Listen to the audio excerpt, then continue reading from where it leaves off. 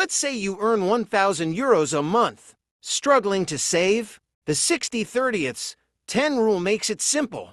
First, 60% goes to essentials such as rent, groceries, and bills. Cover your basics first. That's 600 euros out of your 1,000 euros for essentials. Next, allocate 30%, which is 300 euros, for your wants. This could be coffee with friends, hobbies, or small shopping. Enjoy life, but keep it within this limit. Finally, save at least 10%.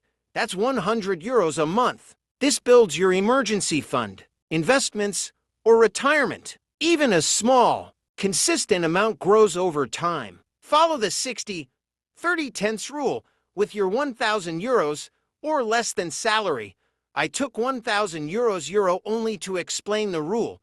This rule can be followed by anyone with any salary. Balance needs, wants, and savings, and watch your money work for you.